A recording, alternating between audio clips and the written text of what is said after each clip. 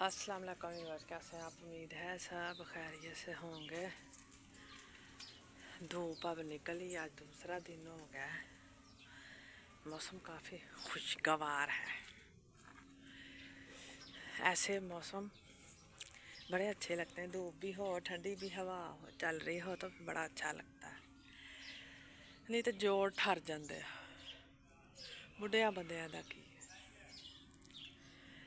अच्छा जी, आज की बात, पहले मैं आपको एक बात, छोटी सी एक बात सुनाऊंगी, फिर आगे बात को बढ़ाएंगे। आज ऐसी बात है कि एक स्कूटर उत्ते तीन कुड़ियाँ छोटियां छोटियां बच्चियां मगर बैठिया हुई, विच एक भाई बैठा ऊँठ जा, अगले पासे छोटा जा बच्चा बैठा होया, तुरे जान रहे मोटरसाइकिल ते। ये सिर्फ शहरों में वबा नहीं फैली हुई बीमारी जी इंटरनेट की ते इधर उधर की, पिंडा च भी बड़ी फैल गई है।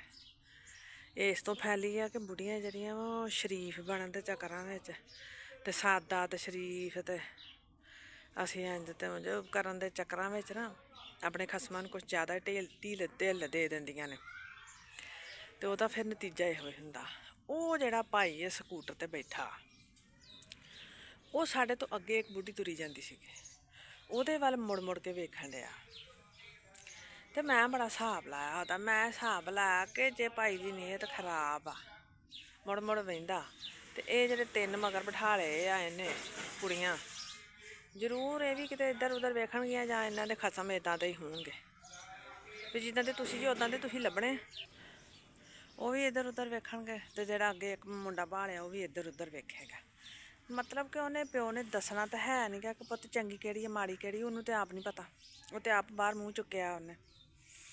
घर जड़ियां बीबियां ने कम्मां च जुत्तियां रहिंदियां ने, सवेर तो शाम सुगड़ बनते चक्करां च ते शरीफ बनते चक्करां विच, ते सस्सां सौहरियां दे जेह्ड़ा म्यार ते पूरा उतरन च उन्होंने अन्नियां थुइयां इन्ना पता ही नहीं हुंदा कि साढ़े शौहर साहब दे नज़रां इधर उधर भी जांदियां ने, ते बचतां कर करके मर जांदियां जे तुसीं।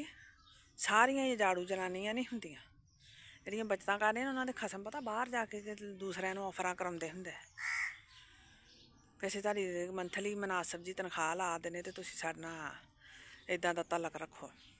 होश दे नाल आखन लवो जेह्ड़ियां घरां च औरतां ने ना सुगड़ बनियां ते सिद्धियां शरीफ बनियां ते अल्लाह तौबा करदियां ते घर न्याणे सामदियां, इन्हां दे शौहर इंज दे नहीं जे। मैं सारियां दी नहीं कहन रही, लेकिन मैं कहनी हाँ कि 80-90% इंज दे ही ने अजकल। 80% तो मस्ट वाला, ਉਹਦੇ च कोई शक ही नहीं है। तो उठ के को कह दे कोई बीबी मेरा तो 80 विच नहीं है, तो हो सकता कि 80 विचों ही होवे। तो जो इन्हां दे नाल बाहर जांदियां जे ना, इन्हां दी नज़रां ते नज़रां रखिया करो अपनियां, इधर उधर घट वेख्या करो, तुसीं इन्हां दे वल वेख्या करो वेख करते फिरते है। तो दूजी गल ये कि जो बंदा कह दे ना रुस के कि जा पेके चल जा, तो बिल्कुल किते जान की नहीं लोड़ है। घर जेह्ड़े रिश्तेदार ने कि बाहर जमाना ना, उन्हां दे सामने तुसीं कोई गलबात नहीं इहदे नाल करनी, लेकिन अंदर जाके नहीं इन्हां नूं छड्डना। अंदर जाके कोई मासूम ते नाजुक परियां बनन दी नहीं लोड़ है। जो भन्न सकदियां इन्हां दा भन्न भुन्न दो, ठीक है, जेह्ड़े इदां दे होण भन्न भुन्न के, जे जेह्ड़ी गल तो भी ताना देंदे ओह् इन्हां दे सामने दोबारा करो। मैं कहनी कि मैं इस बारे बिल्कुल नहीं किसी नूं कहना चाहुंदी कि जी अपने शौहरां नूं तंग करो, लेकिन जेह्ड़े इदां दे है ने ओह् इस लैक है नहीं कि चित्तरां दे लैक दे ने। अंदर जाओ उन्हां दे दंद भन्नो, जो मर्जी करो, खुली छुट्टी होनी चाहिदी है।